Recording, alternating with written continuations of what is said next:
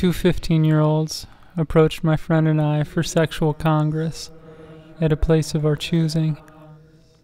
Yes, Virginia, there is a Santa Claus. It was the 90s, and my friend here is bisexual, but I could tell he was keen. For years I'd been telling everyone that such an act was not beneath me, and if given the chance, I'd strip and wallow in such forbidden delights. But now, in the cold reality of the thing, I took pause. If my friend wasn't a himbo, this wouldn't have happened.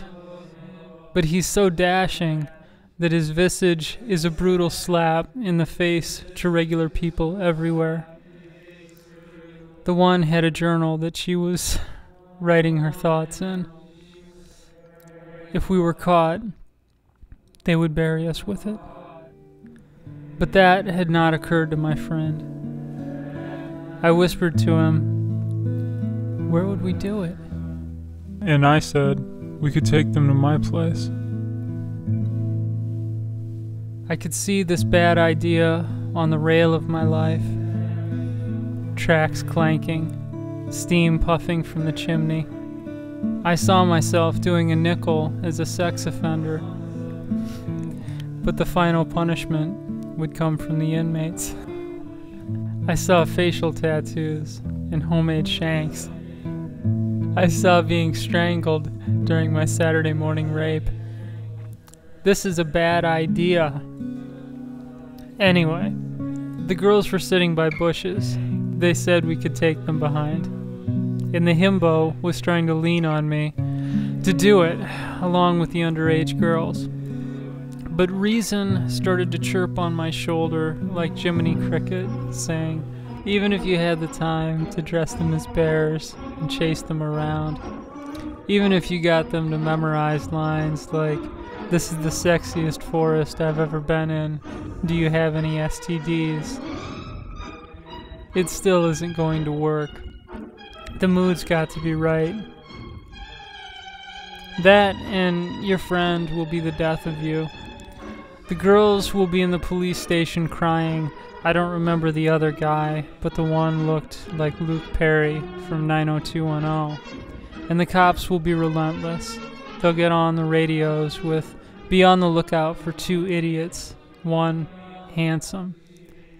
Then the girl with auburn hair breaks in with, we've done stuff before. We'll do whatever you want. So I swallow and ask the girls, whatever I want? And she says, sure. In one mad instant, I pictured her taped to the pavement while I ran over her in a monster truck. I would be crying and screaming in a baseball cap with a rebel flag on it. And when the last tire met the earth, the heavens would open. But then I said, shouldn't we at least have a conversation? Over the next 15 minutes, they spoke of rap music, boys at school who weren't almost 30, and candy. I brought up the candy because I was getting bored. Jiminy Cricket was sound asleep on my shoulder.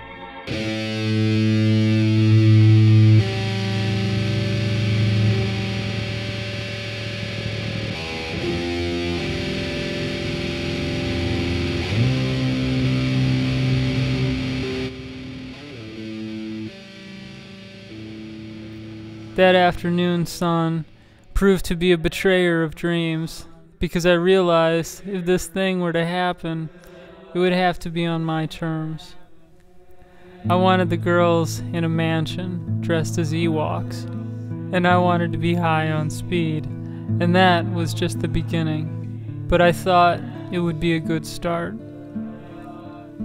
And looking at my friend here, I knew these erotic dreams of mine didn't matter at all to him. His need was and is singular. And I suppose a part of me longs for the sweet oblivion of his ignorance. Because the longing in him is of the obtainable sort, like enjoying two partners at once, And because of that, he walks through life unburdened. My dreams, even at the tender age of 25, had blossomed into an unmanageable, crushing weight of to-do lists, never to be crossed off. For instance, he's never imagined being an astronaut and finding a race of cats on the moon that looked like furry women. And because of that, his experience with dating has been much easier than mine. There were laws prohibiting the type of things these girls were suggesting, laws of man and laws of decency. I imagined that they'd eventually find Caucasian husbands with whom they'd fight about money and in the summertime ride tandem bikes. They'd have simple, honest lives lived like any other American, and their stories would someday weave into the fabric of what it is our soldiers fight for. Because it's not so a woman dressed as a Care Bear can be struck with a belt by a man dressed like Chewbacca. Well, what do you guys want to do? The brunette with the barrettes asked.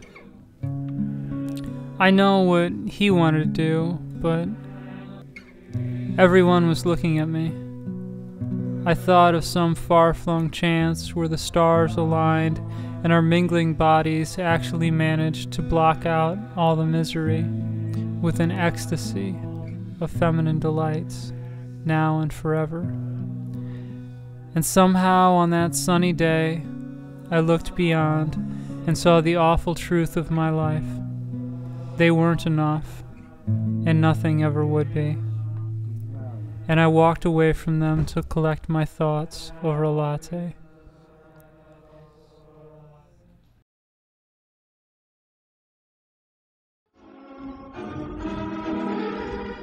I didn't walk away.